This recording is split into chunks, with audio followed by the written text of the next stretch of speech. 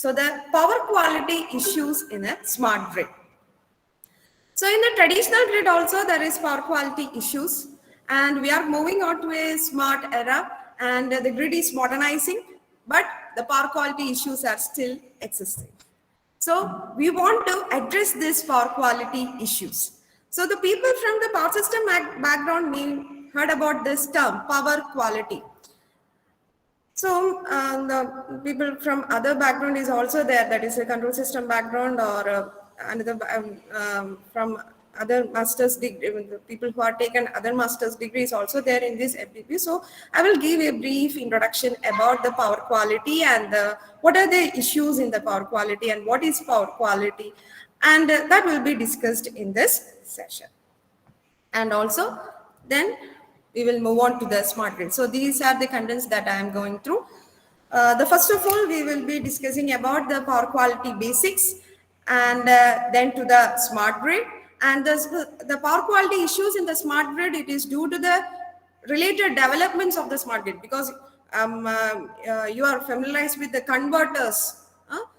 When we are connecting the distributed energy resources to the system. So the smart grid consists of so many microgrids, maybe a AC microgrid or maybe a DC microgrid. It consists of several power electronic converters.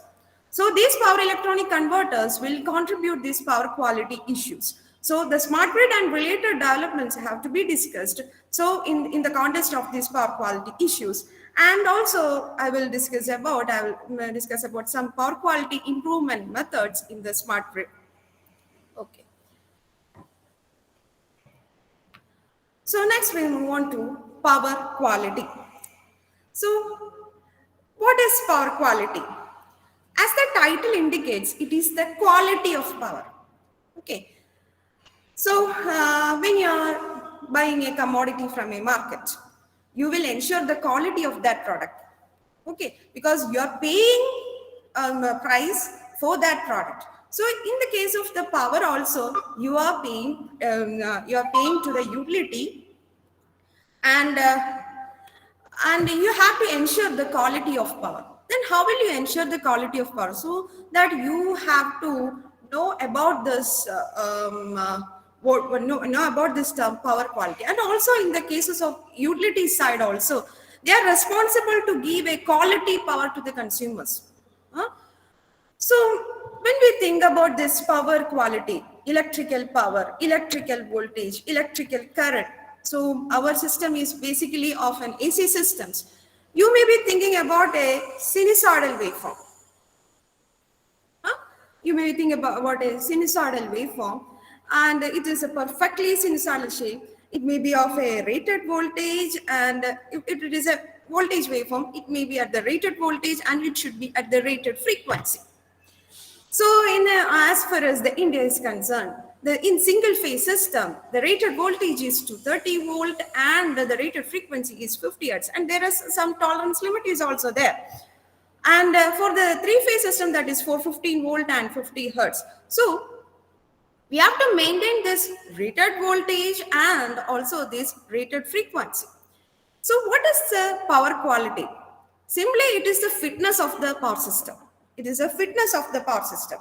The power supply, which is free from the disturbances, is considered as the good quality power. So the power quality refers to maintaining a perfectly sinusoidal waveform of best voltages at rated voltage and frequency. Here the power quality is approximately taken as a voltage quality, because in the current is also, it should be in equality, but the current may be different because of the load connected to the system. The current drawing from the system, it may be different. The magnitude may be different. But we have to maintain a perfectly sinusoidal waveform, but it is not such possible because of these converters. Some distortions are there in the current, and that we will be discussing. So the power quality is otherwise termed as a voltage quality, and also the current is, as far as the current is taken, it should be at the sinusoidal wave. Ideally, it should be at the sinusoidal waveform, and also it should be at the rated frequency, and the rated current, it is corresponding to that load. And the power quality is a measure of a reliability of supply, because the supply should be reliable. If a fault occurs in one of the feeder, that feeder must be if a fault occurs in a feeder, first of all, that feeder must be isolated from the system, and then the fault is mitigated, and then it is connected to the system. So otherwise, if the faulty feeder is connected to the system, if the fault occur in a system, and also if that faulty feeder is not disconnected from the system, what will happen? This fault current will flow through the entire system, and the entire circuit breakers will be there will be an there will be a tripping in these circuit breakers, and most of the feeders we can't supply to the power to the healthy part of the system itself. So if there is a fault in a feeder, we have to isolate that feeder from the system, and we have to maintain the power supply to the healthy part of the system. That consumers should get the uninterrupted power supply. So the power supply should be reliable. But in case of distributed energy resources, so in this, from this point also, you will get a power quality issue in the smart grid, because in the smart grid, several microgrids are connected.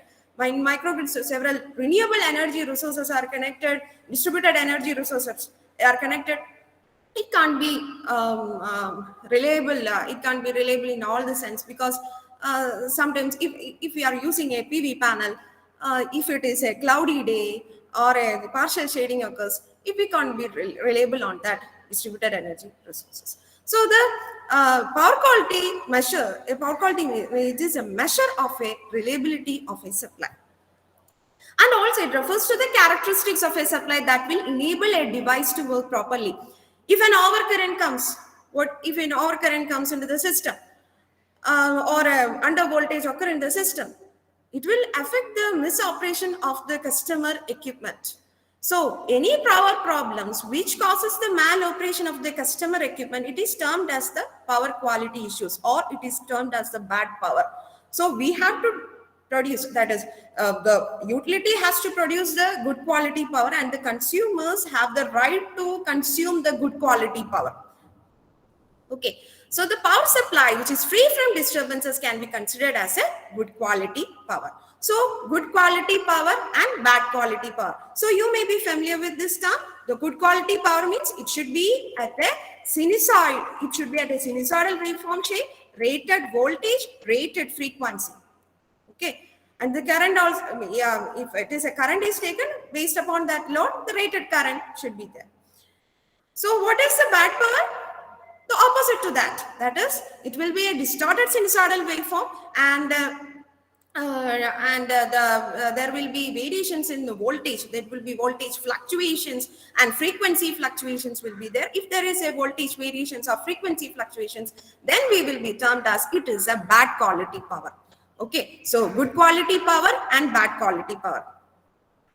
So the bad quality power, so power engineers will not use that term, bad quality power. They will use the term power quality issues.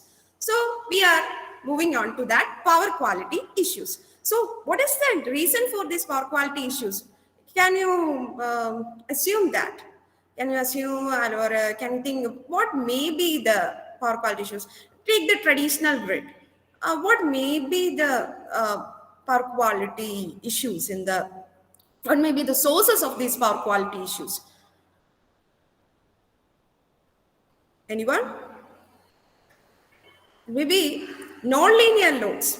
If a load is drawing a non-sinusoidal current, then it will create some harmonics. So what is harmonics? That will be, we will be discussed. And also it will if there is a poor wiring and grounding, then it is also a sources of power quality issues. Okay, then we will move on to this power quality issues. I think you are understood with good quality power and bad quality power. Any doubt? So, power quality issues. So, power quality issues are those disturbances which affect the power system.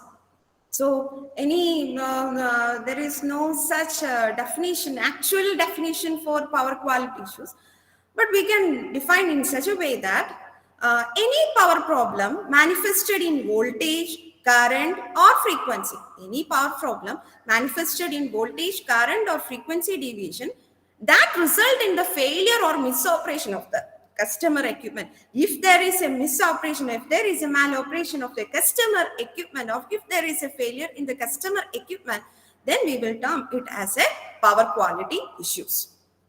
Okay. So it may be voltage fluctuations, it may be frequency fluctuations, it may be current, overcurrent. If an overcurrent comes, what will happen? The equipment will be damaged. Okay, so if there is any voltage fluctuations, current fluctuations, frequency fluctuations, etc., if it causes a failure or misoperation of the customer equipment, then it is known as the power quality issues. So these are the power quality issues. Okay, major power quality issues. So first of all, over voltage and under voltages. Over voltage and under voltages. What is from the title itself? You can know that over voltage means there is an increase in voltage from the rated voltage, and if there is an under voltage means if there is a decrease in voltage from the rated voltage, that is the under voltage. So each and every power quality issues we will be discussing, and then harmonics. Harmonics are the integer multiples of the fundamental frequency. That is, if in a distorted waveform, if we are doing a Fourier transform in order to find out the different frequency components in that waveform, we will get that by using a Fourier transform. We will get that frequency components. This is now frequency components. It's known as the harmonics. That is the integer multiples of the fundamental frequency.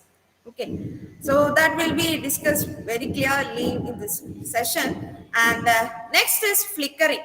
So this that you may be come across with that if you are using an incandescent lamp earlier. If earlier you are using it maybe you are using incandescent lamp. This flickering means it is a voltage fluctuation, but it causes an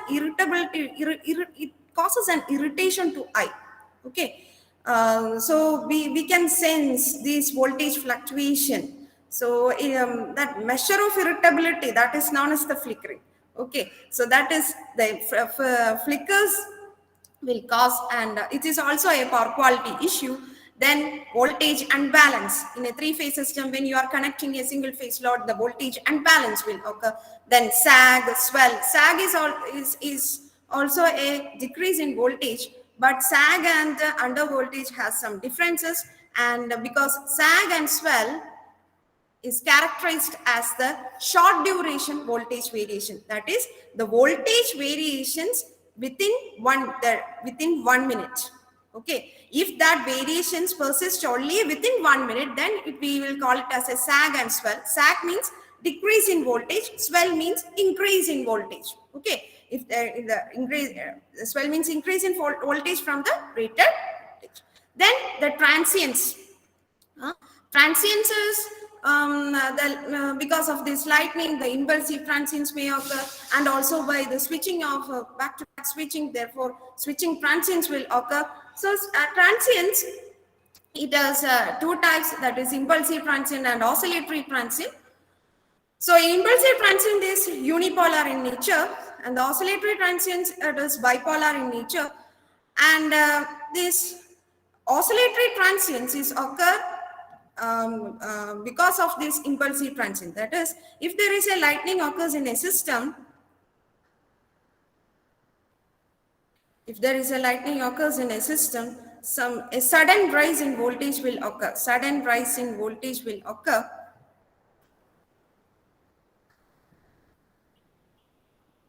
So if the lightning occurs in the system, a sudden rise in voltage, so transient means it's a short duration. In short duration, we have a very high value. So that is known as the transient. And because of this impulsive transient, then there will be an oscillatory transient. So impulsive transient. So if we are elaborating this part only, so there is an impulsive transient, then it will be settled down by some oscillation. So that is known as the oscillatory transient. Okay, so impulsive transient and oscillatory transient. And then interruptions, total power outage, it is interruptions, then the frequency deviation. So these are the power quality issues. So why we are studying these type of power quality issues? So why we are bothering these power quality issues? Anyone? These are the issues. So that will be that will be discussed in detail. But by this slide itself, can you say what is the need for analyzing this power quality? So in our grid, it consists of so many sensitive loads is also connected. The sensitive loads, so many loads. It consists of sensitive loads and non-sensitive loads. And with the advent of electronic devices into the system, there are so many sensitive loads are connected to the system. So at that time itself, the power quality become a major issue and a major research topic. So if there is a sensitive loads, if there is any change in the voltage, if there is any change in the frequency, it will affect the operation of that equipment or operation of that sensitive loads. That's why we are moving on to this. We are studying more on this power quality. Okay, and it will cause a production loss, and it is included in my presentation also. That is, in a past 5 years, we are if we are analyzing this past 5 years, the power quality cost goes on increasing because more and more power electronic converters are integrating into the system, and it creates some problems. How it creates some problems, that we will be discussed, and it creates you know that if we connect in these power electronic devices into the system, it creates so many problems. Okay, it creates so many problems, and it creates it causes a downtime in factories, and it causes a production loss, and so many economic losses are there corresponding to these power quality issues. So we have to maintain a good power quality. So one by one we can discuss these power quality issues. The first is short duration voltage variation. Short duration voltage variations means duration is very short. So duration with the voltage variations within 1 minute, it is termed under the short duration voltage variation. Okay, so short duration voltage variations are defined as variations in supply voltage not exceeding 1 minute. Not exceeding 1 minute. Okay, so this short duration voltage variation, it is classified as sag, swell, and then interruptions. Sag, swell, interruption. Short duration voltage variation. Short duration means these voltage variations are occurring within 1 minute. Okay, so it is caused by fault, energization of it is caused by short duration voltage variations. They are caused by fault. If there is a fault occur in a system, so in a three-phase system, if a single line to ground fault occurring in one of the phase, so take R, Y, B.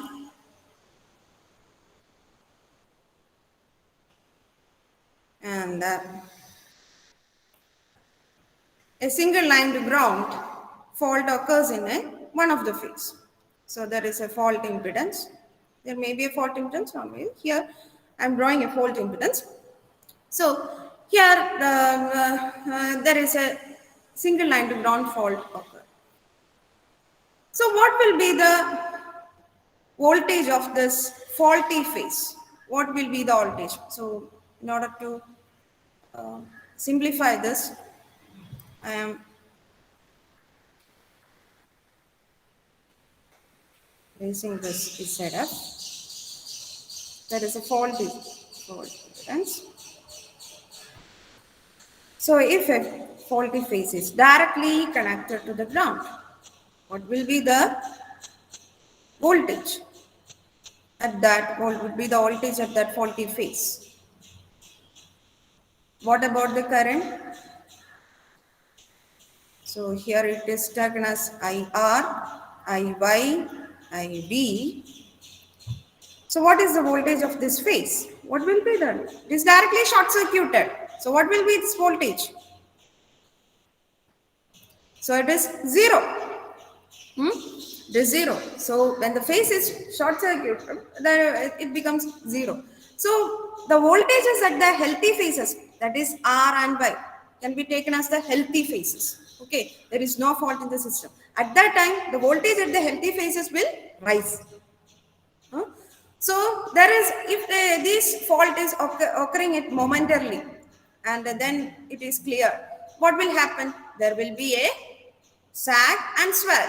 Where the sag occur, where the swell occur. Swell occurs at the healthy phase, sag occurs at the sag or interruption. It occurs at the sag occurs when the ZF is connected, and here the directly short circuited, therefore there will be an interruption. Okay, so there will occur in the B phase. Am I audible? Yes. Okay.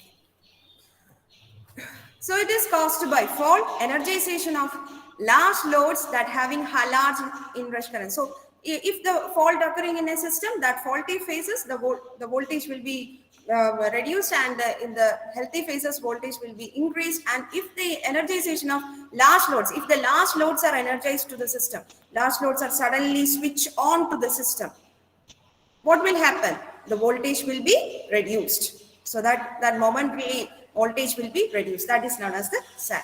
If we are removing a large load from the system, at first the large load is connected to the system, and then we are removing that load from the system.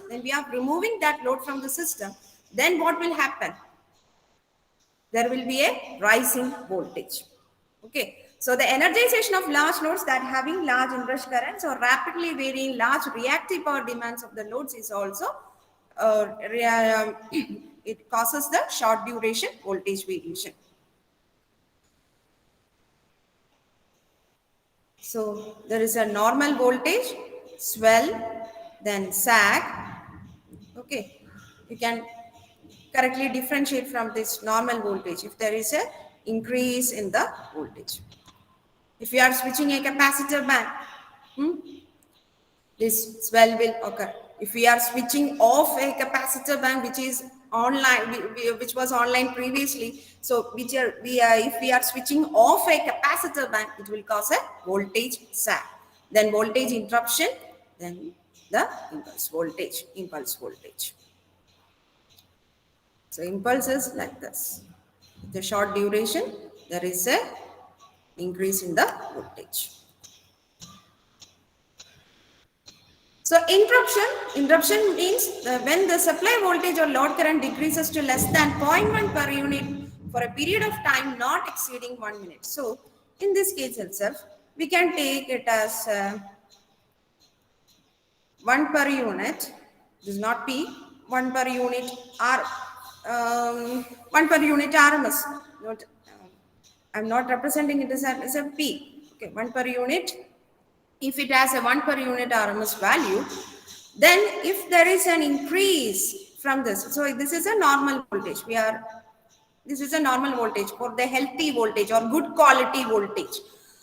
Okay, so if there is an increase in the voltage by switching off a large load, switching on a capacitor bank, switching off a large load and switching on a capacitor bank, it will create a problem of voltage swell, and the opposite will be the voltage sag.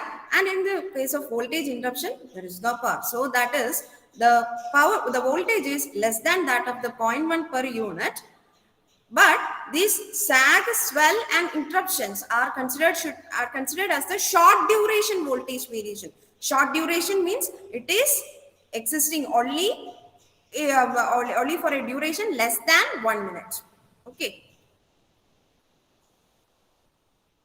An interruption occurs when a supply voltage or load current decreases to less than zero point 0.1 per unit for a period of time not exceeding 1 minute.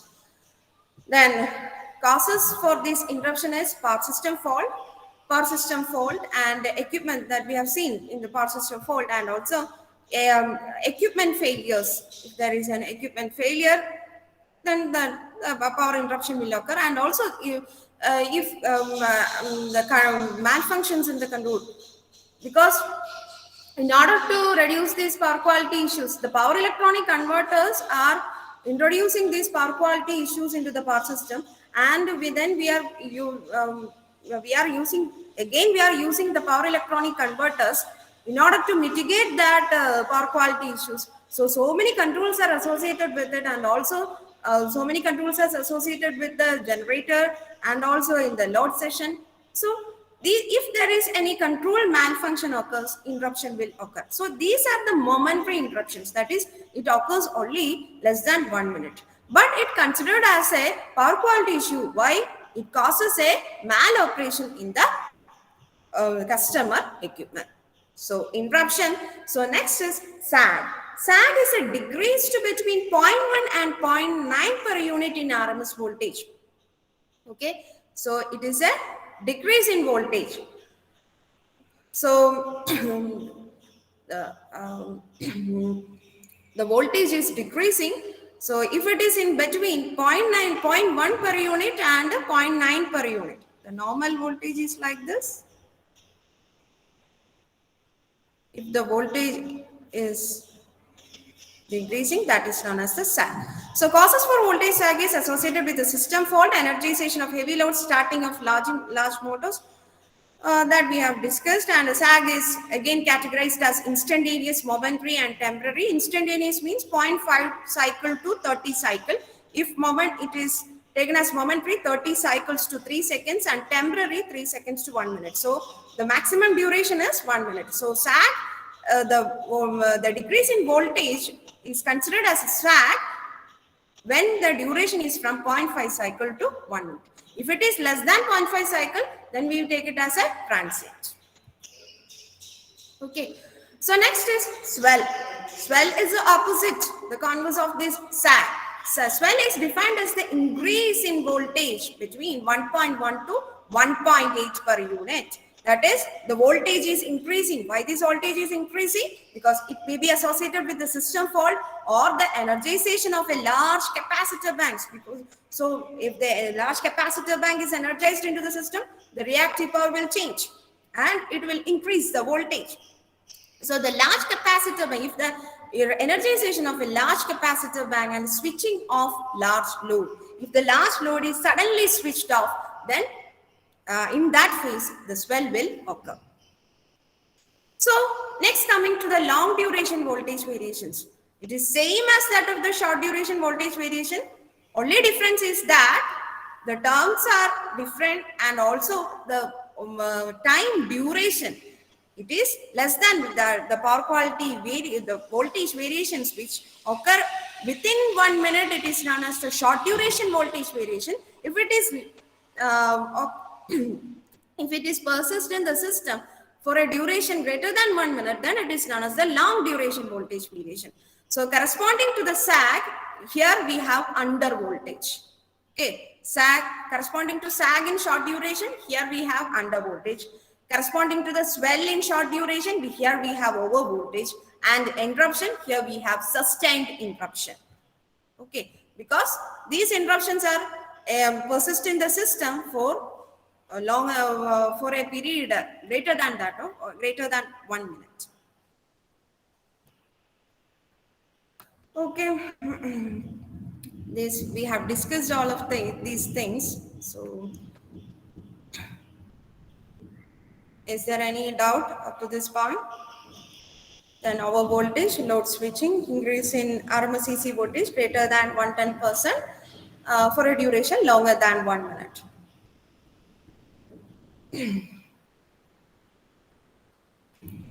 And also this under voltage, So in under voltage can be occur if one phase is overloaded.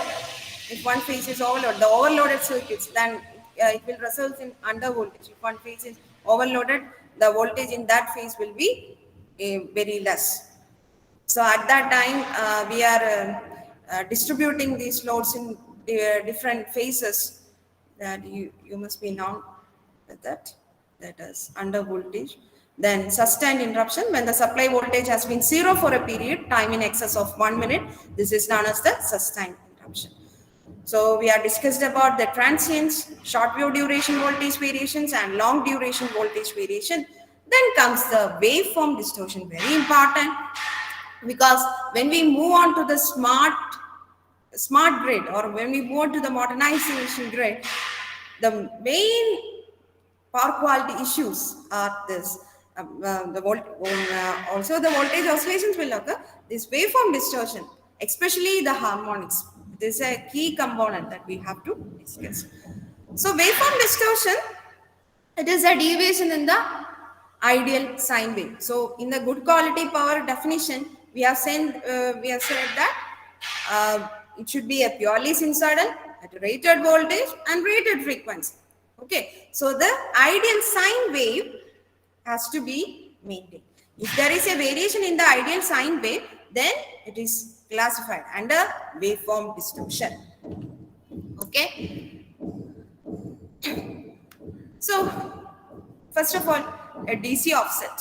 DC offset means the presence of DC current in the AC system. Presence of DC current in AC system. If you are designing a filter, if there is designing a filter, and if there is any error in selecting that filter components, you can see the DC offset is coming into that picture, and also so DC offset means the DC component is present in that AC component. Therefore, the waveform becomes asymmetrical. Okay, the waveform becomes asymmetrical.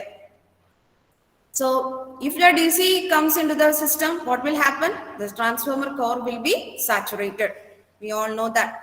If a DC comes into the system, the transformer core will be saturated, and it causes a transformer core causing the additional heating loss and heating and loss of transformer life, because the transformer winding has a very very low impedance, and so if there is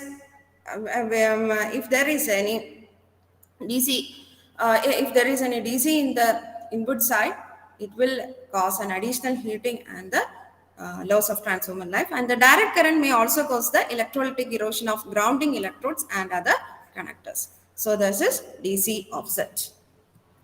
So next is harmonics. So very important, harmonics. Harmonics, interharmonics, subharmonics, supraharmonics. Okay, that we are going to discuss. Harmonics. Harmonics are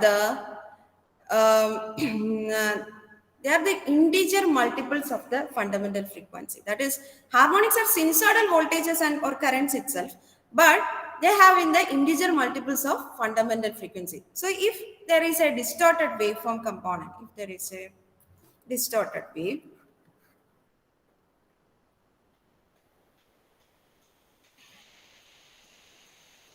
it's not purely sinusoidal. Okay, if we have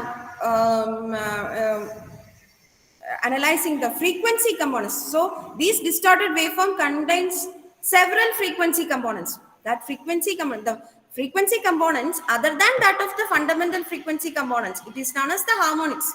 If it is an integer multiple of the fundamental frequency, that is known as the harmonics. If it is a non-integer multiple of the fundamental frequency, it is known as the interharmonics. So our fundamental frequency is 50 Hertz. So 50 Hertz waveform, we know that the pure sinusoidal waveform. So it consists of, if we are giving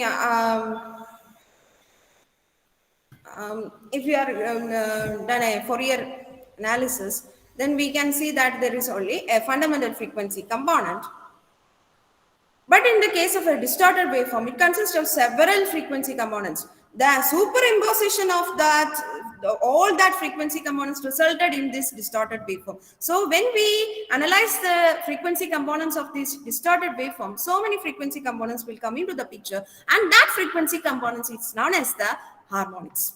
Okay.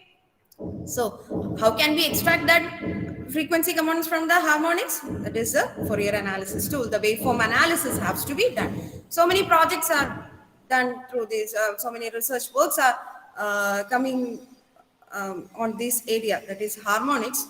So IEEE standard 519/1992. It provides the guidelines for the harmonic current and voltage distortion level on distribution and transmission circuits. Okay. So IEEE standard 519. So in that standard, the harmonic limits are set, and according to that, we have to design a. So periodically distorted waveform can be decomposed into the sum of the fundamental frequency and harmonics. It can be decomposed into sum of the fundamental frequency and the harmonics. So several frequency components will be there. The fundamental frequency components will also be there. Maybe a DC offset will be also be there, and also the other frequency components other than that of the fundamental frequency components will also be there. Then that is known as the harmonics. Okay, so the harmonic distortion originates in the nonlinear characteristics of devices and loads on the power system. Okay, if there is a nonlinear devices, so we have to analyze what is a nonlinear load and what is a linear load. Okay, so when we get when a load current, when a load draws a purely sinusoidal current, then it is known as the linear loads. And in these linear loads, impedance is a constant. But in the case of a nonlinear loads, the impedance is varying. Okay. So in the nonlinear loads, these loads will draw the non-sinusoidal current. Okay. So harmonic distortion levels are described by the complete harmonic spectrum with magnitudes and phase angle of each individual harmonic component. So harmonic, how can we quantify these harmonics?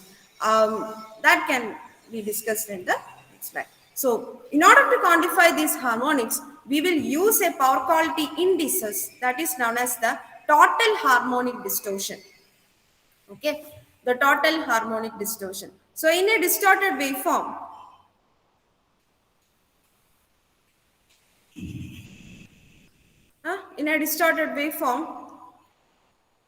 so many frequency components, frequency components will be there, and each and every frequency components have different magnitudes. When we done a Fourier analysis on this waveform, we will get the magnitudes. So that we will be discussing here. So this distorted waveform, when the frequency spectrum of this distorted waveform is analyzed, we will get this plot. So clearly you can see in this graph. So this is a distorted waveform. It is an intermediate result that obtained when we are doing a project. So this is a distorted waveform. It is not a purely sinusoidal. You can see that. No? So when we are getting an FFT plot, you can see that. So in MATLAB, there is a block called power GUI. Okay, power GUI. So when you double click on this power GUI block, there will be so many lists will come, and you have to click on that FFT analysis tool. So if you are click on this FFT analysis tool, we have to select the waveform that we want to analyze, and then we have to set the fundamental frequency, that is 250 Hertz. And then the harmonic the frequency spectrum of the distorted waveform will be displayed. Okay. So here, corresponding to the 0, there is a we will get a magnitude. Okay, almost 3.5. It is a DC offset. Okay, it is due to some tuning error or something like that. So that's why this DC offset comes into this system. And also, and you can see for the 50 hertz, this is the 50 hertz, that large component. 50 hertz for fundamental frequency, that fundamental is taken as 90.2. Okay, 90.2 volt. So that then otherwise other harmonic components, here we can see the third harmonic component 150 is 50 into 3. So third harmonic component. These are harmonics are the integer multiples of the fundamental frequency. So second harmonic means 50 into 2. Fundamental frequency is 50. 50 into 2, that is 100. So in 100 also there is a magnitude, that is therefore here even harmonics is also present, and also in 150 also there is a high magnitude, that is the third harmonic is also present. So in this way you can analyze this FFT plot, and each and every you can extract the magnitude of each and every harmonic component. And also here you can see between 0 to 50 there are some harmonic components are there. So these are known as the subharmonics. So the harmonics which have the frequencies less than that of the fundamental frequency, it is known as the subharmonics. And also here you can see another harmonic components is also there. Okay, if it is a non-integer multiple, then it is termed as an interharmonics. If it is an integer multiple, if it is that is it is a non-integer, it is an itself is a non-integer multiple, so it is termed as a interharmonics.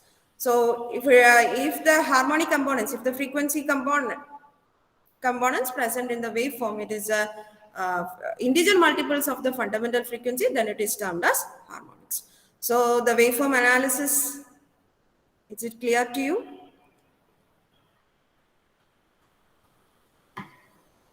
Any doubt? Okay. So next is total harmonic distortion. So in order to quantify that harmonics, here also you can say that THD is 28.82%. So in IEEE standard 519, the THD levels of each and every system is correctly specified, and we have to maintain that. So when a distributed energy resources is connected to the system, the harmonic should be less than that of 5%, less than 5%. So it is given in IEEE standard 1547 also. 1547 is a standard for connecting renewable energy resources to the grid. So here the THD and all these things, the THD limits are specified, and in IEEE standard 519, the how these harmonics can be analyzed, how the THD, TDD means total demand distortion. What are the power quality indices of the system is described. So total harmonic distortion. So THD, total harmonic distortion. So IEEE 519 sets limits on the total harmonic distortion for the utility side of the meter. Okay, and a utility is responsible for the voltage distortion at the point of common coupling between the utility and the end user. So utility is responsible for that. Okay, so when we are connecting a converters to the system, that is, if we are connecting a converters to the system, it will draw a non-sinusoidal current, and it will cause a voltage it will cause the source side current as a non-sinusoidal. We will be looking on that. Then the THD, what is THD? Total harmonic distortion. So total harmonic distortion is equal to square root of V2 square plus V3 square plus V4 square, etc. up to, so it should be sigma, that is, ensure here, etc. up to Vn square, we can term like that, and should be from these are the harmonic components and the harmonic component will be there, V2 square plus V3 square plus V4 square, etc. up to Vn square divided by V1. V1 is the fundamental voltage. Okay. So THD means total harmonic distortion. And what is V2? What is V3? What is V4? So here you will get this V2. It is the magnitude of the second harmonic component. If it is a voltage, here we are seeing the current. In the current also it is like same equation. I2 square plus I3 square plus I4 square plus etc. up to In square divided by I1. Okay. So what is I2, I3, I4? They are the magnitude of the harmonic components. The next is interharmonics. So interharmonics, interharmonics, it is also the non-integer multiples of the fundamental frequency. And the sources of interharmonic waveform distortion, the static frequency converters. In static frequency converters, there is an AC to here the voltage the if there is an AC supply is given, this frequency can be changed by using two converters.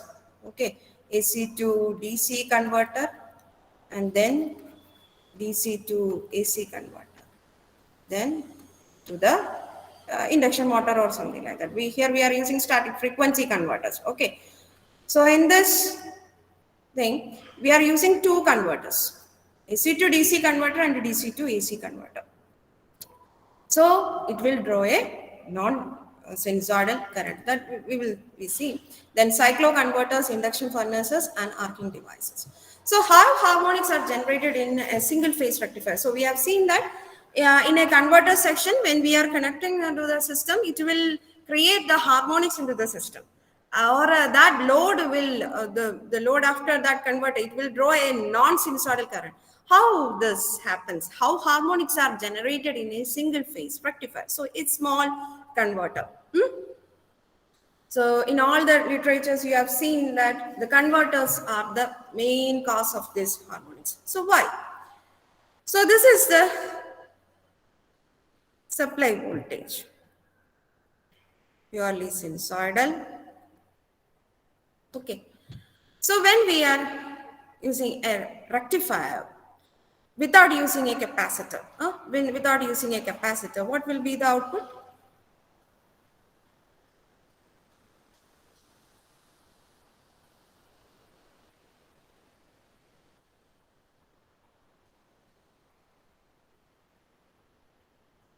This will be the rectified voltage will be the output. So when we are connecting a capacitor,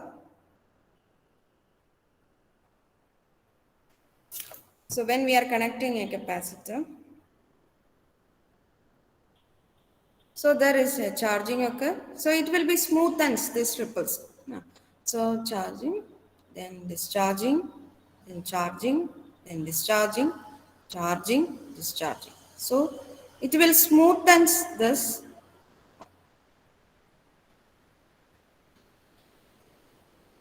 So charging, discharging, charging, discharging.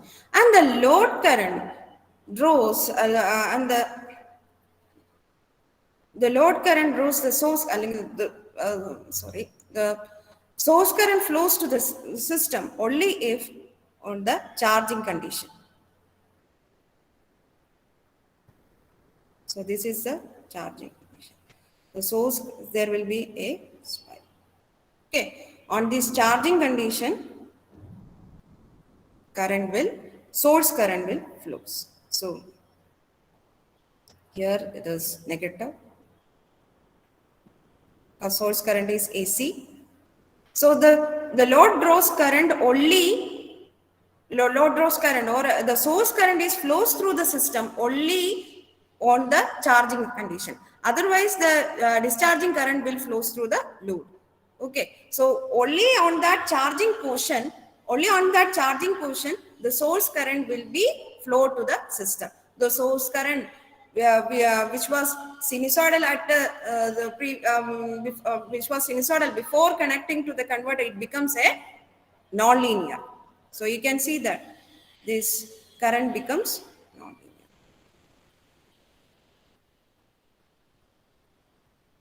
Okay. So on the charging condition here and rectified voltage. So only on the charging portion, there will be current will be flow, current will be drawn from the supply. So the converter which was connected as a load to the system, it creates a source harmonics. Okay, the converters are connected to the system and it creates a source harmonics. The source current becomes a nonlinear. Okay, so that's how the harmonics are generated in the single phase rectifier and also in the three phase rectifier also. Each and every power converters, this same happens, that is the current becomes non-sinusoidal. So that's why it is termed as a non-linear. So the current flow becomes this non-linear or not sinusoidal. Okay, clear? So these nonlinear components, it will create the harmonics that we are discussed. So what are the effects of these harmonics? Why we are more concerned with these harmonics? So the effects of harmonics are the motor and transformer efficiency reduces with harmonics, because we all know that the motor and the transformer, the losses, copper loss and the hysteresis loss. That hysteresis loss consists of eddy current loss, core loss, copper loss and core loss, and the core loss consists of this hysteresis loss and the eddy current loss. These hysteresis loss and the eddy current loss, it is depending upon the frequency. So when this frequency is changing, what will happen? These loss will increases, and because it is an integer multiple of the fundamental frequency, therefore these losses will increases. Therefore, the motor and the transformer efficiency will reduces. Okay. Then harmonics may cause a circulating current in the delta side of the transformer. So harmonics, you have there is a we know that there is a positive sequence components in the system, positive sequence component, and negative sequence components and zero sequence components. So in zero sequence, all the phase components are in phase to each other, so they will not cancel. So even the load is balanced. If the load is unbalanced, there will be the positive sequence harmonics and the negative sequence, and also the zero sequence components will be there. But even though the load is balanced, but it is a non-linear load, but it is a balanced load.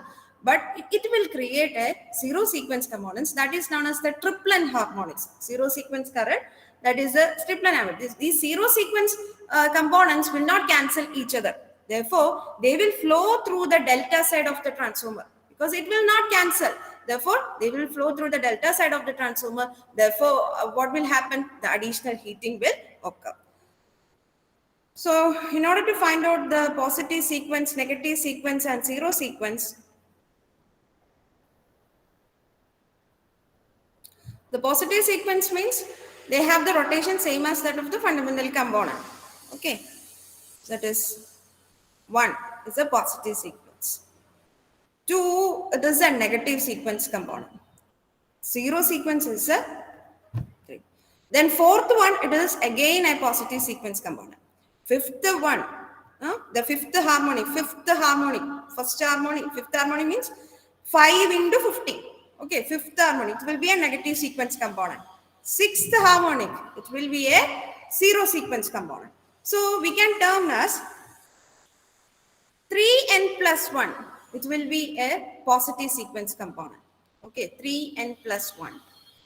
Here 3n minus 1 harmonics, here 3n. So zero sequence components are the triplen harmonics. Zero sequence components are known as the triplen harmonics, and we want to take care of these zero sequence components very much, because otherwise the neutral current conductor will be overloaded and it will be burnt off. So these triplen harmonics is we have to consider very seriously. So that is triplet harmonics. Then harmonics may cause capacitors also. So in capacitors we are using dielectrics. So if we are giving a harmonic voltage, what will happen? It causes an additional heating, and also if you are connecting a capacitor to the system, the system consists of some inductive impedances and also these capacitive impedances. So it forms a tank circuit. No? So if it is if the harmonic frequency, it is harmonic frequency. So the harmonics, it consists of several frequencies. So if the harmonic frequency is same as that of the resonant frequency of this the tank circuit, the harmonic resonance will occur, and it will also cause additional heating. Okay, then the power factor correction becomes ineffective with this harmonics. So next is the notching. Notching is the periodic voltage disturbances from the normal operation of power electronic converters when a current is commutated from one phase to another. So when a current is commutated from one phase to another, that is another, there will be a momentary short circuit. So it will cause a pulling the voltage to so as close to zero. Therefore, it will cause a periodic voltage disturbances. This is known as the notching. Noise, it is unwanted electric signals. Any unwanted electric signals that is comes into the power system, that is termed as noise. And voltage unbalance, if we are connecting a single phase load to a three phase system, it will cause an unbalance. That is, if the phase voltage is not balanced, it is known as the voltage unbalance.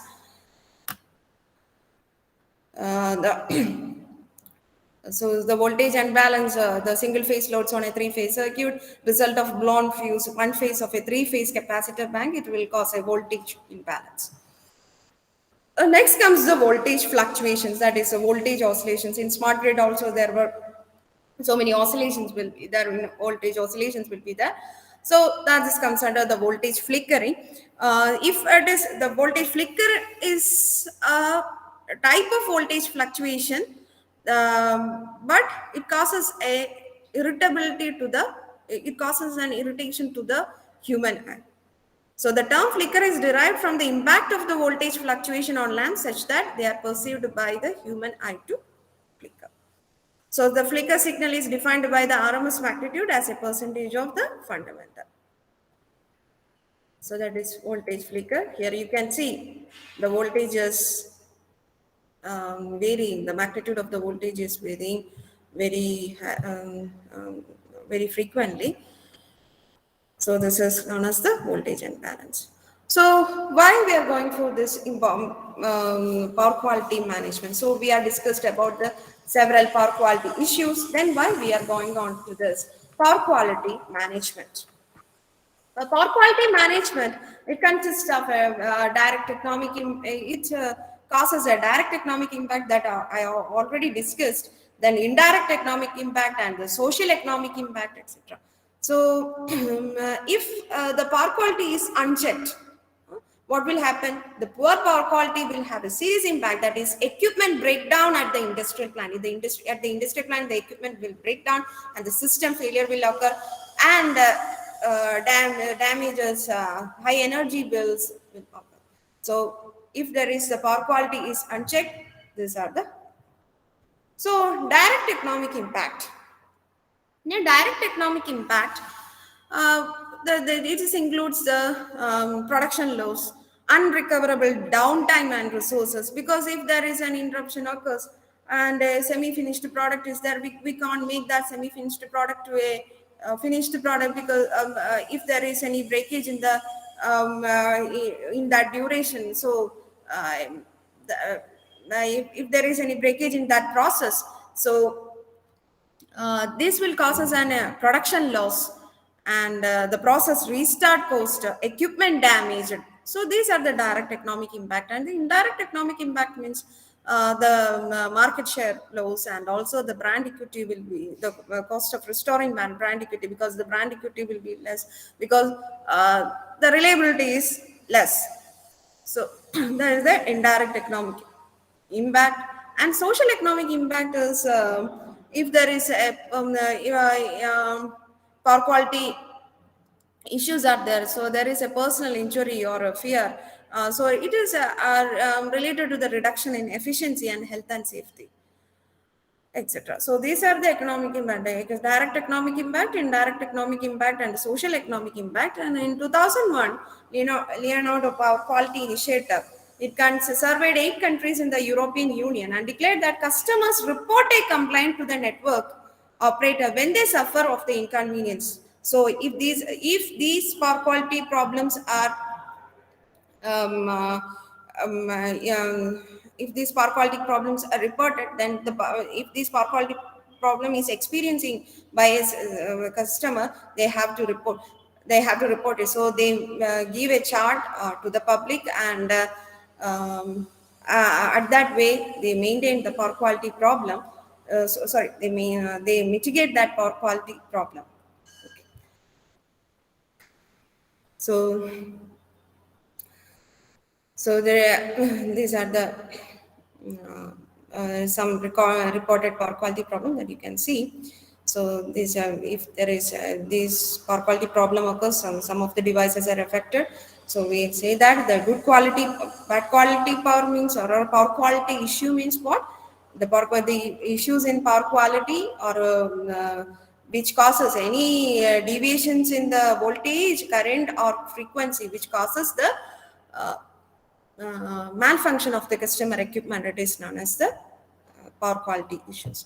So if these LPQI has issued a table, and it is issued to the public, and say that if these power quality problems is experienced by the particular customer, then they can report it to the utility. Okay. Based on the research in 2006, it was estimated that power interruption cost in United States is $79 billion annually, and it was updated in 2014 that $110 billion. So the power quality cost is increasing. Because of this, power quality cost is increasing means what? Because of this production loss, the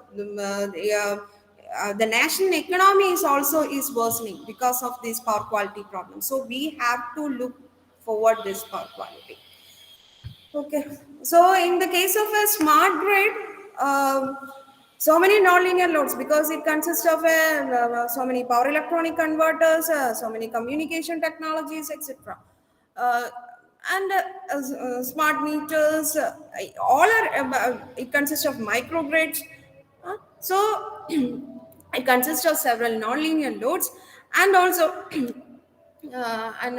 so we have to look forward this power quality improvement topic. And also in smart grid, the people may be aware about this power quality, because in the advanced metering infrastructure, what is the availability of the voltage, what is the availability of the frequency, that is clearly displayed. So the people will be aware of that. So we have to maintain a good power quality. And the sensitive equipment, because in smart grid so many sensitive loads are connected to the system, delicate loads are connected to the system, so it is it will affect by these voltage disturbances. So we have to look forward this power quality problem. So transformation to the smart grids, so these are all clear to you, because the all the previous sessions is deal with the smart grid. So I am very much I am going very fast through this smart grid topic. So this smart grid is going to replace the traditional concept of electrical networks in order to satisfy the increasing needs in terms of flexibility, accessibility, reliability, and the quality of the power supply. So there is no actual definition for the smart grid. So the smart grid refers to a way of operating the power system using communication technology, power electronic technology, storage technologies to balance production and consumption. So it should be reliable. So the production and consumption should be balanced by using a monitor, by using a central monitoring unit. And you are familiar with the smart grid infrastructure. So and also the consumption, and also consumption is also can be adjusted, that is known as the demand side management. So from inside the customer premises all the way up to the highest voltage levels. So from the customer premises to the highest voltage levels, we can adjust this in order to balance the production and consumption. Okay, so smart grid is a set of software and hardware tools that enable the generators to route power more efficiently, reducing the need for excess capacity and allowing two-way real-time information exchange with their customers for real-time demand-side management. Okay, so if there is any power deficiency, it has to be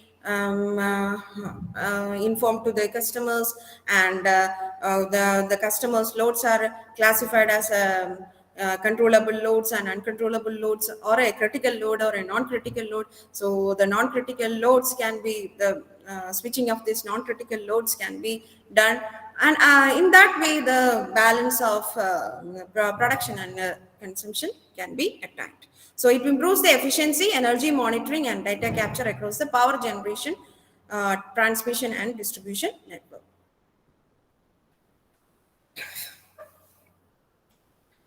So the smart grid, it enable active participation by consumers, accommodate all generation and storage option, enable new product services and markets, provide power quality for the digital economy. The smart grid is somewhat as self-healing. Huh? The power quality problems is somewhat mitigated by this by using this power quality converters itself. You can say that in power system, the power system environment is polluted by these power electronic converters. These power electronic converters is acting as a double-edged sword. That is, it is the devices. They are the devices which pollute the power system environment. And also, in order to mitigate that issues, we are relying on the power electronic components. So many power electronic components are coming to the picture. Okay, so problems and solutions are coming from the power electronic converters itself. Okay, then so in a smart grid, increased use of power electronic converters, it is a great challenge that we are facing.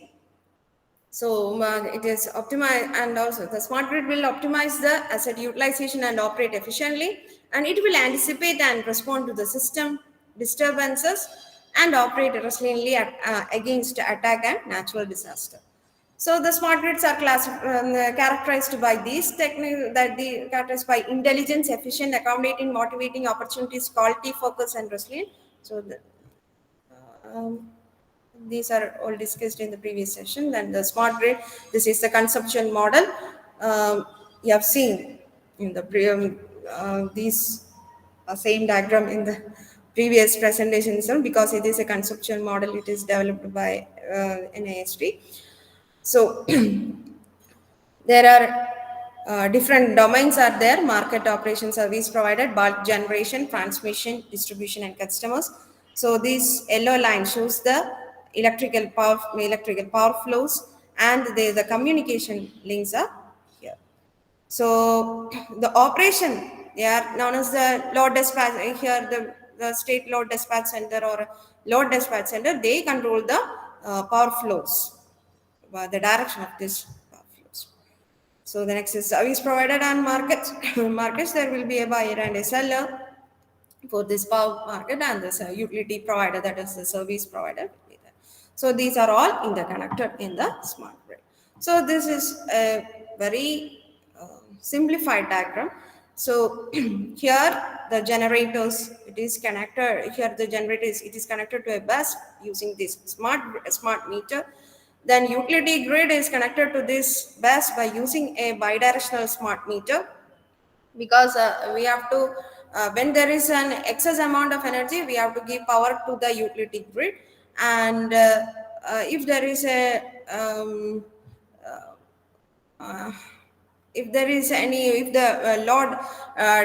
demand and the load demand and the microgrid generators is not balanced, then we have to extract power from the utility grid. Okay. So there will be a centralized monitoring and control, and in the case of a distribution section, there will be several customers are connected using a smart metering. Okay. So smart grid and power quality. So power quality acquired exceptional concerns in smart grid because of the delicate loads and controlling techniques that we have already discussed. And because of these advanced metering infrastructure facilities, the customers are aware about this power quality. And also the electricity amendment bill, it comes and there will be privatization in the electricity market. Therefore, the power quality is very much essential. So, in each and every private sectors has to publish their power quality management, and that way they can canvas the consumers to their company. So this is the challenges. So challenges in smart grid power quality, that is power electronic devices and plug-in vehicle, electric vehicle integration. So when the electric vehicles are integrated to the grid, the suddenly a load, so many loads, by 2030, most of the vehicles will be electric. So we want to make a studies. This is a very recent research research area, that is how our grid, Indian power grid, will act as Indian or as you can state, you can take any of the states, and how it will act to this increased energy consumption by using this electric vehicles, because the load curve will definitely shift, and we can't predict, we can't forecast the load, because the it is depends upon the consumers, because the electric vehicles are goes on increasing. So the scheduling and the optimization for the electric vehicle charging station and the and the places where the electric vehicle charging stations has to be placed, this has to be under study, and this will create also a greater power quality issues in the grid, because in one of the substations, if more and more electric vehicles will be there, what will happen? The more and more loads are connected to the system, and there will cause an under voltage. Okay, then renewable sources integration. So smart grids and related developments, AC, DC microgrid, advanced voltage control, advanced voltage has to be controlled, and the feeder reconfiguration, because the distributed energy resources is also coming into the picture. So the feeders has to be reconfigured. Then new sources of production, demand side management, then smart appliances. We will give a smart loads or like that. So smart appliances are there, storage devices, computational intelligence, etc. So these devices are connected to the smart grids. These are constitute the smart grids, and so this will create and what are the power quality issues that is created by each and every of this, that we will discuss. So in case of microgrids are tiny power systems embedding various power generating units, energy storage devices and loads. Okay, so various power generating units, energy storage devices and loads. So it may be consist of a control loads and uncontrolled loads. So the classification of microgrid is like this. Then mode of operation. It may be in the isolated or in the grid connected mode. That is, in an isolated mode, so many control techniques will come, because in isolated mode, the voltage and frequency has to be controlled by itself, that microgrid itself. In case of a grid connected mode, it will be somewhat control is easy, but one thing is that it will introduce a harmonics to the other part of the grid, because the microgrids, when we are connecting a microgrid to the grid connected, it will introduce harmonics into the grid. Other than that, that voltage and frequency, it will be maintained. Okay. So next is according to the type, AC, DC, AC microgrid, DC microgrid, and hybrid microgrid, and sources. Okay. So block diagram of a microgrid. So in a microgrid, there will be a central control, microgrid central control, and each and every generating units it is connected to a bus by using a microgrid controller, and also the load is connected to by using a load controller section. So in that way, this if these control signals are given to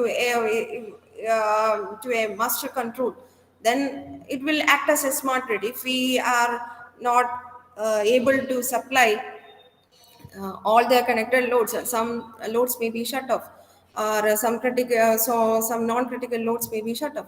This can be done by using this smart grid. So next is AC microgrid and DC microgrid. So you can say that you have been familiarized with all these things, but I have included this slide only because of that. You can see how many converters are connected in this system. This AC microgrid itself, if we are connecting this generating stations, generator means if you are connecting a PV module, that is it is producing a DC voltage, and in order to connect to a DC AC bus, we need a DC to AC converter. Wind turbines, there is an AC to AC converter because the frequency has to be adjusted. Then the energy storage system, DC to DC or DC to AC converter. Then when we are move on to the load side, also there is an AC DC converter and AC converter will be there. So many converters are coming into the picture. Power electronics devices are more in this area. In DC microgrid also, there will be a central DC bus, and all other the generating session and also the load sessions are connected through converters. Okay, so these converters will cause the power quality problems. And a hybrid microgrid. Okay. Hybrid microgrid is here AC loads are connected to the AC buses, and DC loads are connected to the DC bus, and the bidirectional AC-DC backup converters will be in between the AC-DC converter. Grid connected and islanded operation that we already discussed. So in the smart grid, there is a new term, that is supra-harmonics. The connection of small production units and storage takes place through PWM control or other active converters.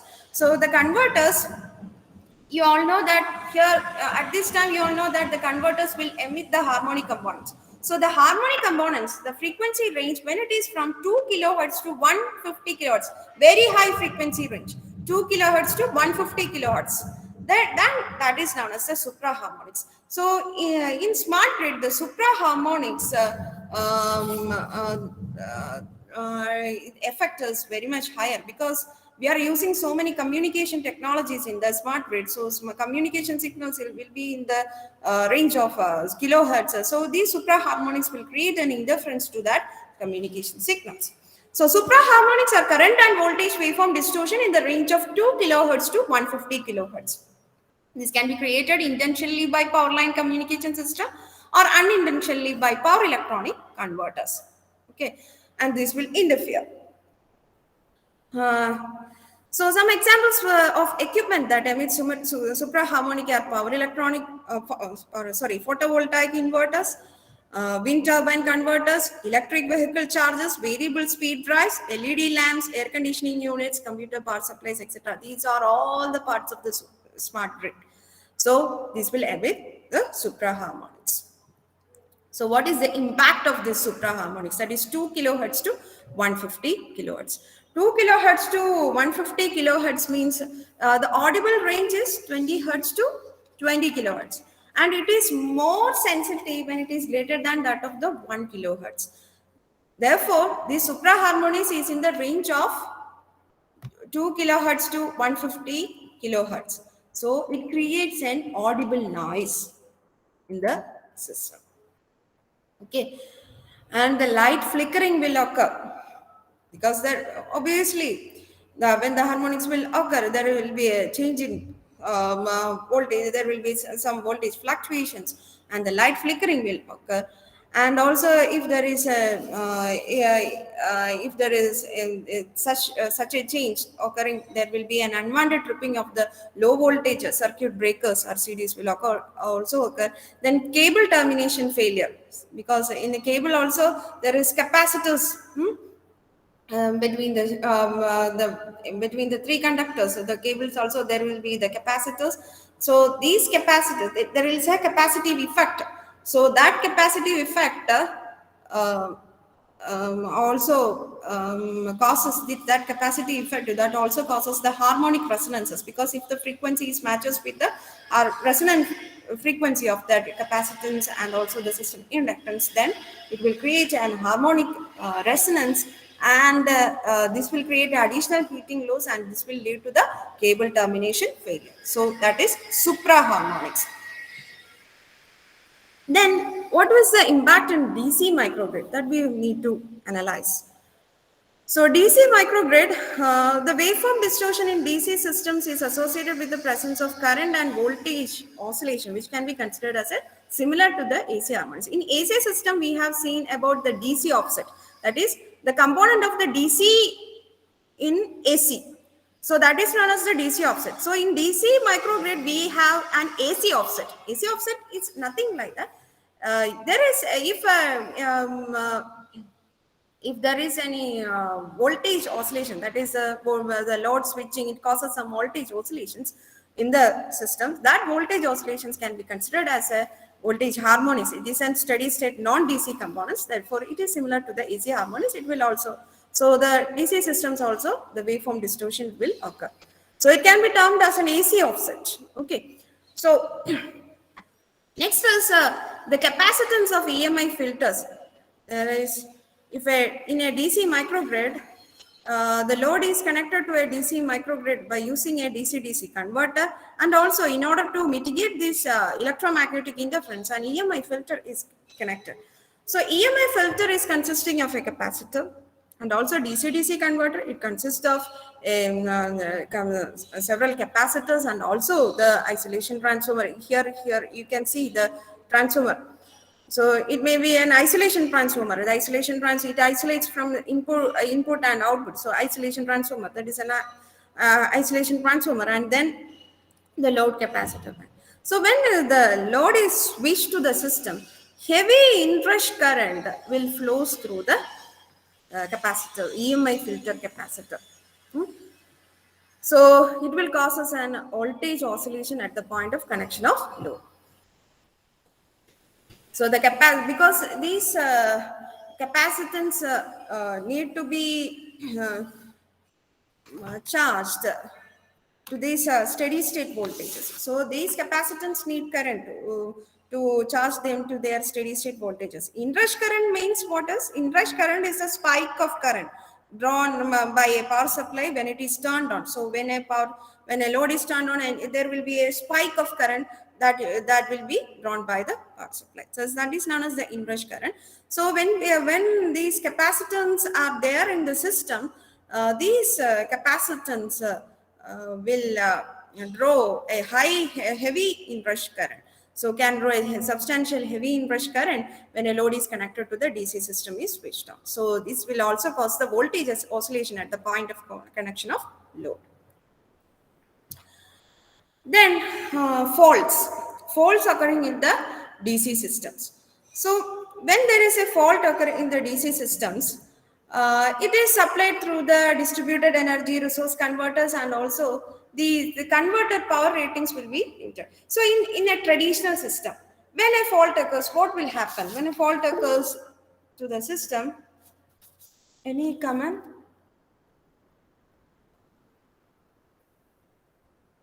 Okay. If you have any doubt, please ask. Okay. So if we are considering a traditional grid, even a fault occurs in a system, what will happen? A heavy current flows through the system, and the relay will sense that overcurrent, and the corresponding circuit breaker will be tripped off.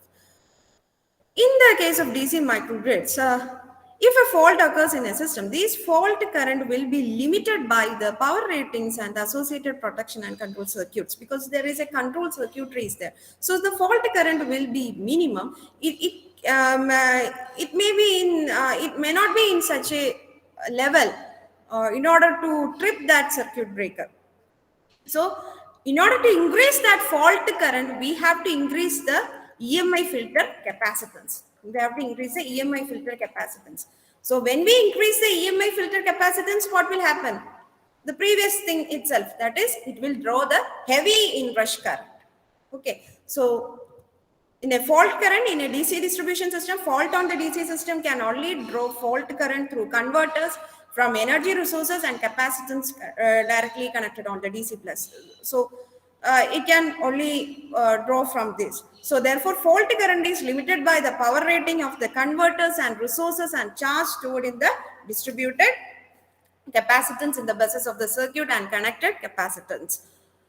So so while limited fault current does, while the limited fault current, it does reduce the instantaneous stress placed on the system. That is, you have studied about the power smart grid protection systems. So these protective devices will not respond to this limited level of fault current. But this fault is persisting. The fault is there, but fault current is less, but it causes voltage distortions. Okay, voltage disturbances. Why the fault current is less? Because the fault current is limited by through the converters, energy resources, and capacitance. So, in order to increase the available fault current, the capacitance of the EMI filters and the converters has to be increased to store more charge. However, increasing the size of capacitance is also increase the inrush current. Okay. So another term, this is also a very recent research, that is conservation voltage. Here, when the power electronic converters are connected to this grid, there is a slow and rapid voltage variations will occur. So due to the connection and disconnection of these generators into the grid, the voltage variations will occur. And there is in smart grid, there is another term called the conservation voltage reduction. So you all know that a smart grid can be used to remove, used for the smart grid can be used for the peak energy management. So if the peak power, this peak power can be efficiently managed in the smart grid. So this is one of the technique, that is conservation voltage reduction. In conservation voltage reduction technique, what is doing that? We are saying that in voltage there is a plus or minus 6% tolerance limit.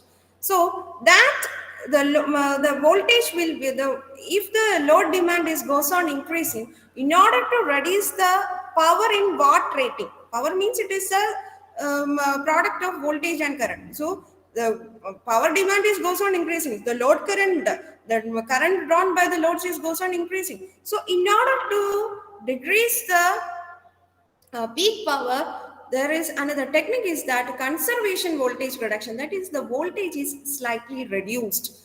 We all know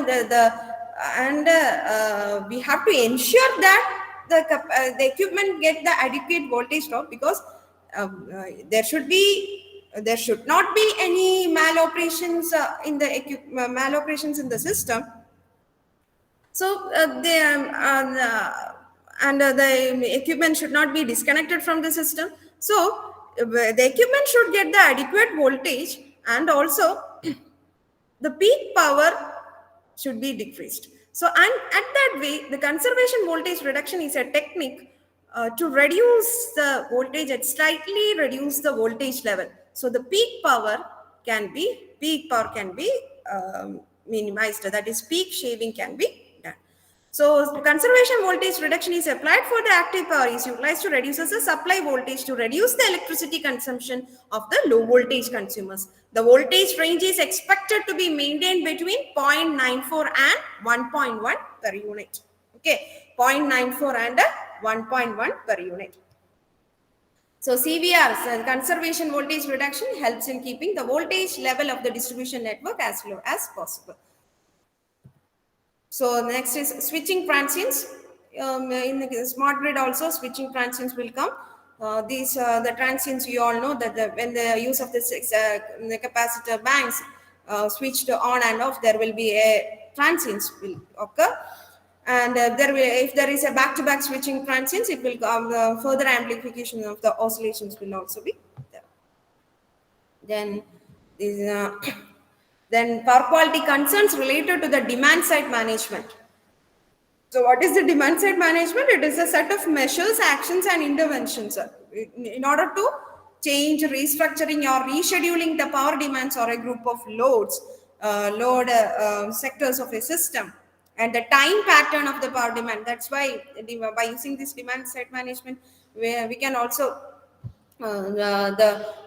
obtain the peak shaving of the system. We can also obtain this peak shaving of the power demand.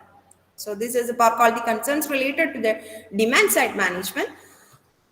Then the demand side management concerns with this, the changing characteristics of the grid due to the changes in loads connected and disconnected, contributing the increased level of harmonics and voltage variation. Okay. And when the loads are connected and the system loads are connected and disconnected, at that time there will be an increased level of harmonics, because in a demand side management, when the if there is a production and consumption is not balanced, this demand side management will or switch off this non-critical loads, or will reduce the usage of these non-critical loads. So when these loads are connected or disconnected in the system, it will cause voltage variations and also increased level of harmonics. And the load recovery period after the demand side management based on the load reconnection is high, causing the higher levels of harmonic emission. And also, when the loads are frequently switched, it will cause some we all know that it will cause some voltage variations. So these voltage variations, if it will also cause the unintentional tripping of the sensitive equipment. Then the economic pricing may attract the simultaneous switching of the large number of loads, leading to a transient condition. So these are the power quality issues. We have addressed so many power quality issues in the smart grid. I've taken it from the different research papers. All are under research. All are each and every part are in the research topics. So they are giving more and more control strategies for that. For in the DC microgrid, AC microgrid, and also in the demand side management itself. So next is the power quality improvement techniques. Power quality improvement techniques, it is power quality improvement devices can be classified into three: the first generation devices, second generation devices, and third generation devices. First generation devices, it consists of passive filters. You all know that the passive filters, it consists of passive components. These passive components will passive filter will eliminate a particular harmonic frequency. Then active filters will be there. Active filters, it is divided into series active power filter and the shunt active power filter. This series active power filter and the shunt active power filter, it is working based on a voltage source inverter based. Voltage source inverter based. That is, it will extract the load current waveform, and it is compared with the it is compared with the reference waveform, and the waveform which is opposite to that, or the components which is opposite to that of the harmonics, are injected into the grid by using this voltage source inverter. In that way, the power quality is maintained. Hybrid filters, it is the combination of passive and active filters. Then the second generation devices are STATCOM, AVR, DVR, UPS, etc. And the third generation devices. So we are moving on to these third generation devices. Third generation devices, it is using a smart grid. So smart impedance, electrical spring, then multifunctional DGs. So smart impedance is the combination of a shunt active filter, series active filter, tuned passive filter, capacitor bank, combination of active and passive filter to reduce the capacity of filters. Moreover, it can mitigate selected harmonics of interest. So, time is up. I will move on to this electric spring. It is same as that of the mechanical spring. That is, if the voltage in the power line, it is can be adjusted by using this electric spring. It provides the electric voltage support, store electric energy, and also it dam electrical oscillations. So to dam electrical oscillations, a non-critical load is connected to series of an electrical spring. Okay.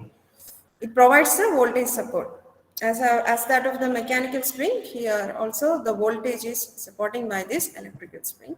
Then multifunctional DGs. So we have said that distributed energy resources connected to the grid, it does it causes some problems.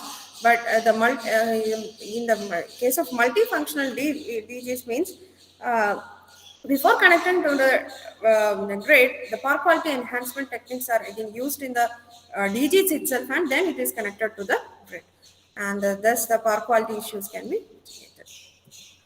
So the adverse effects of the power quality issues in the adverse effect of incorporation of this microgrid distribution, generation, demand side management that we have discussed in this. So in the traditional grid, there are power quality indices like distortion index and so many other power quality indices are there. But in the case of smart grid, there is a challenge that we have to put forward new power quality indices in order to quantify the voltage quality during the islanded operation of AC/DC, during the transformation of that islanded to grid connected and grid connected to islanded. So many power qualities, new power quality indices has to be invented. So growing use of sensitive power electronic equipment by the consumers and the evolution of electric vehicles have brought for the discussion for the power quality of smart grids. So I think the power quality, what is power quality and what are dealing in these power quality issues be understood. With this, I am stopping my presentation. If you have any doubts, please.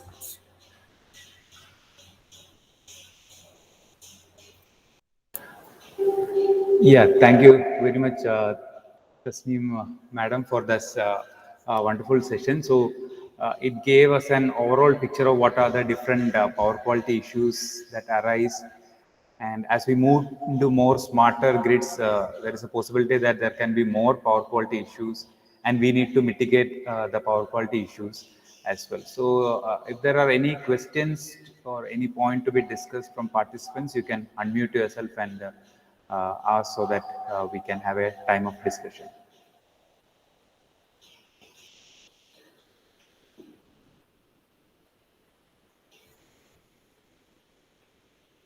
Okay, so the recording of video will be provided, so you can go through the recording later, and you can learn more from it.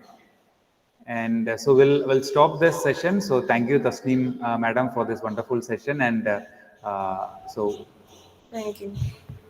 yeah, so what we understood is it is actually mainly the power electronics devices which is causing the power quality issue, and we need to rely on the power electronics devices itself to mitigate the power quality issues.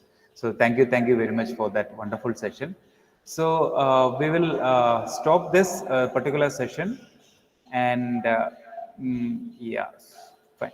So the validatory session or the final session will be at 2:30 in the afternoon, and so the validatory session will be followed by the assessment of this FDP, and we will share the link of the assessment immediately after the validatory session.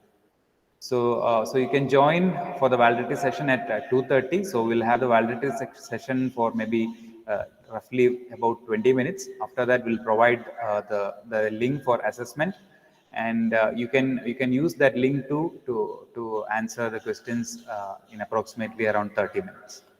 Okay, so we'll see you at 2:30 in the afternoon. Thank you very much for joining. Thank you.